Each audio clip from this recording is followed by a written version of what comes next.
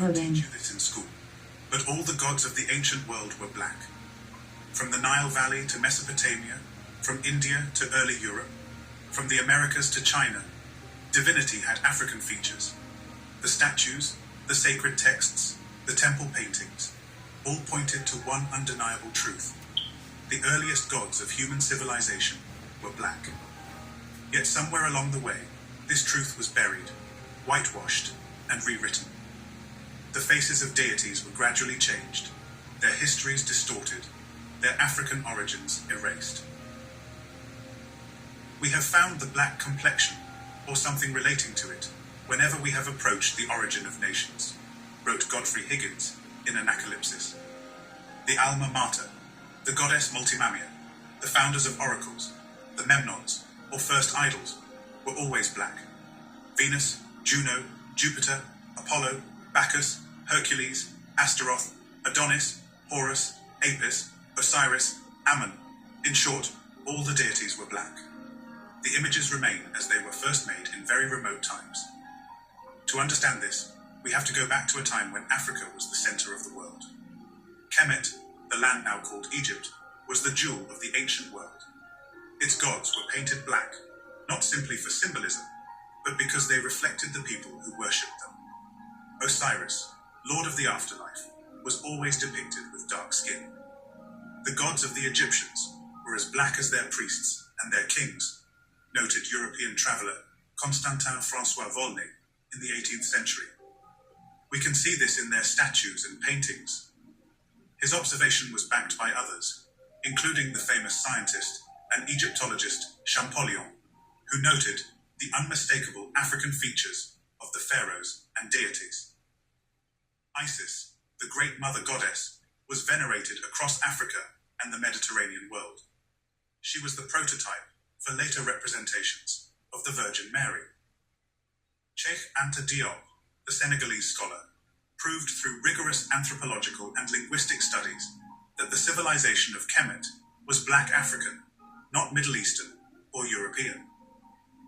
The same divine image spread eastward. In India, Krishna, the most beloved god of the Hindu pantheon, was described as Shyam, meaning dark-skinned or black. Vishnu, the preserver of the universe, was depicted with dark blue or black skin, much like Osiris of Kemet. The Buddha, in his earliest representations, was black, with tightly curled woolly hair.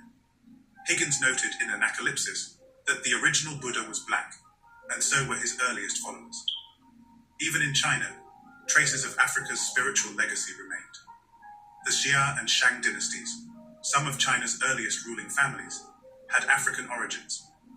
Ancient Chinese artwork still shows black-skinned deities and noble figures, later modified to fit a different historical narrative. Herodotus, the Greek historian often called the father of history, noted that there were two great Ethiopian civilizations, one in Africa and the other in Asia. This supports Higgins' claim that a very great nation of blacks did rule over almost all Asia in a very remote era, in fact, beyond the reach of history or any of our records. These were the builders, the spiritual leaders, the divine figures. But something changed. Over time, as different cultures came into contact with African civilizations, the image of the divine was slowly altered. Greece and Rome adopted much of their religious and philosophical thought from Africa, but they rebranded it as their own.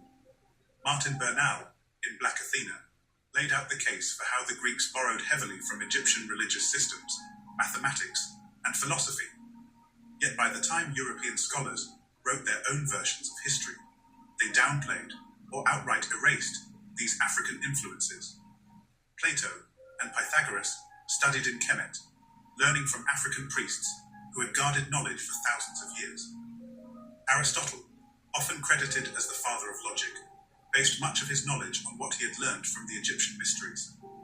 Yet by the time European colonial powers rose to dominance, this knowledge was whitewashed. Jupiter, Apollo, Venus, Bacchus, all of them originally had African features. But as European empires grew, they recast these gods in their own image. The same thing happened with Christianity. The earliest depictions of Christ in Europe showed him as a dark-skinned man with woolly hair.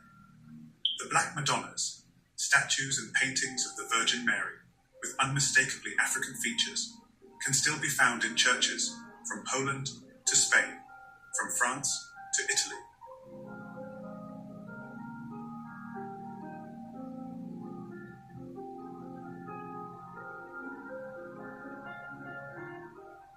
The color of the Black Madonnas, in many cases, is not due to age or candle smoke, Higgins wrote, but because they were intentionally painted to reflect their original African heritage. Even the Pope kneels before a Black Madonna in the Vatican. If Christianity had originated in Europe, why would the earliest representations of Mary and Jesus be black?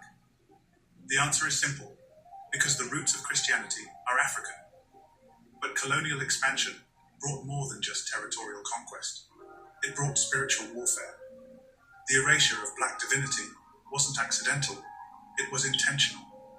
When Europeans colonized Africa, they didn't just take land and resources. They took control of the spiritual imagination. They replaced ancestral religions with foreign ones, replacing black gods with white ones. They taught African-descended people to see their own traditions as evil and foreign traditions as holy. It was a psychological and spiritual conquest, and it worked. If the original gods were black, if African spiritual traditions were the foundation for world religion, then why do so many African-descended people still look outside of themselves for divine guidance? Why do they still depend on external religious systems instead of embracing the spiritual traditions of their ancestors? The answer lies in centuries of conditioning. When Africans were taken from their homelands and forced into enslavement, their oppressors understood something powerful. If you erase a people's gods, you erase their identity. That's why enslaved Africans were stripped of their names, languages, and spiritual systems. But here's the truth they don't want you to know. Our ancestors' spiritual traditions never died. They were hidden, coded into our practices, passed down through stories, music, and rituals. They survived in the black churches, in the drumbeats of the Caribbean, in the Orisha worship of Yoruba land, in the hoodoo of the American South. And they are waiting to be reclaimed. When you look at the Black Madonnas in Europe, when you see the hidden depictions of Black Christ in old churches, when you read the ancient texts that describe the gods as dark-skinned and woolly-haired, you realize something. The power was always ours. But power only exists when you recognize it. So the question is, what will you do with this knowledge? Will you continue seeking spiritual validation from external forces? Or will you look back to the traditions of your ancestors, the traditions that built civilizations, that defined divinity, that shaped the world? Altered or synthetic content, video progress are 8 minutes, 11. For African-descended people today, it means that we were never meant to be followers of someone else's story. We were the originators, the builders, the creators, and the time has come to reclaim what was always ours. Thanks for watching this episode. Do remember to like, comment, subscribe, and share, and look out for the next one on Africa's great civilizations.